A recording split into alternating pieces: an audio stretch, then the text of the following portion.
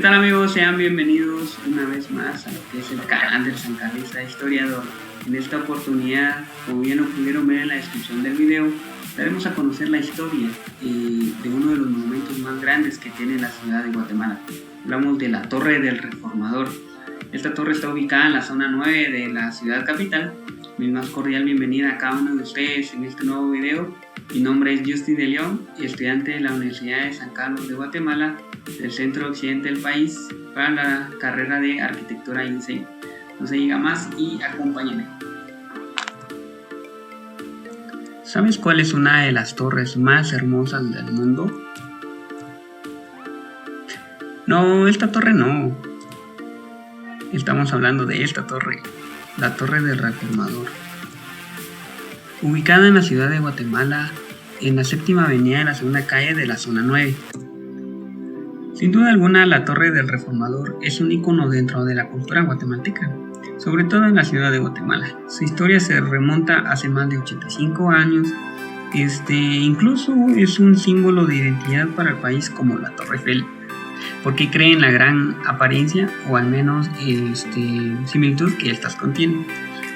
Como parte de su historia, hablaremos cómo la torre llegó a Guatemala. Durante el gobierno de Jorge Ubico, la torre llegó a Guatemala en más bien conmemoración del centenario de Justo Rufino Barrios, que fue en el año de 1935, el 19 de julio. Para ello, el costo de la torre fue de 49,000 quetzales. En ese entonces era mucho dinero, pero ahora lo vemos y es una gran oferta. Entre los datos importantes, la torre fue traída desde Estados Unidos para Guatemala en el año de 1934 aproximadamente. Esta torre servía como exposiciones en este país de Estados Unidos, donde eran unas ferias de al menos de torres o algún tipo de estos elementos, que fue construido con hierro galvanizado y que para ello tenemos hoy en día una dicha poder tenerlo en nuestra ciudad, en la séptima avenida y en la Bolívar de la séptima avenida, la segunda calle, la zona 9. Como parte de su construcción, hablaremos que se decidió que esta estructura metálica pudiera medir de 75 metros de altura, que fuera colocada en el cruce de la Bolívar, como anteriormente les mencionaba, y para ello varios mecánicos expertos en ese entonces pudieron tener la involucración de armar la torre, mientras que un equipo guatemalteco se encargó de revisar los paneles para su instalación, ya sean los cimientos, los drenajes. También asimismo tuvo una red de iluminación de 4 reflectores grandes en cada una de las bases. Como pueden observar aquí, la campana fue donada por uno de los gobiernos de Bélgica, en donde con el tiempo fueron otros gobiernos que también por ejemplo, ya no funcionó en su momento y después tuvieron otras donaciones, y que hoy en día pues ya ha conservado solo el espacio, pero en ese entonces servía esta campana como hacer diferentes tipos de función, como direccionar, ya sea en este caso a los vehículos o al menos a anunciar alguna situación. Entonces,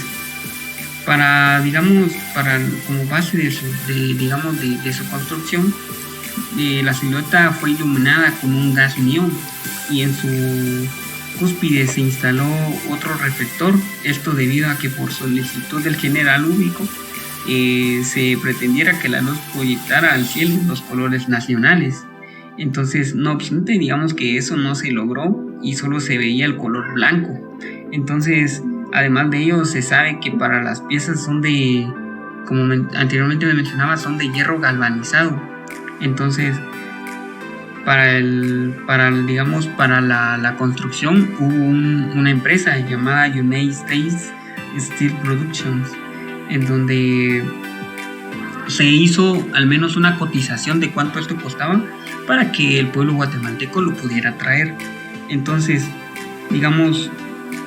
luego de su inauguración, que fue el esta obra era vista con un asombro para la sociedad guatemalteca, debido a que se sobresalía y se destacaba del entorno urbano de en esa época. Sin embargo, pronto pasó que los elementos más representativos llegara a ser uno de estos para la ciudad guatemalteca. Entonces, estas son una de las vistas que la torre nos representa y que nos lleva. Entonces, es bonito cómo la torre ilumina siempre la ciudad guatemalteca, en donde hasta hoy en día sigue de pie y sigue muy bien conservada a cada uno de los puntos que contiene, cada uno de sus patas. Entonces, como parte también de la cultura guatemalteca, como bien anteriormente lo mencionaba, para estas épocas, más que todo de Cuaresma y todo, la torre se ilumina y representa qué es lo que está viviendo el pueblo guatemalteco. Como bien pueden ver aquí, lo que es las procesiones o algunos acontecimientos que dicha torre llega a iluminar para que nos sintamos mejor aún con las dichas tradiciones que el bello país de Guatemala contiene. Entonces, como podemos observar, la torre del Reformador conlleva mucha historia que hasta hoy en día tenemos como mucho que deleitar y poder llevar a cabo como información para lo que es el urbanismo de la ciudad de Guatemala desde sus inicios hasta hoy en día.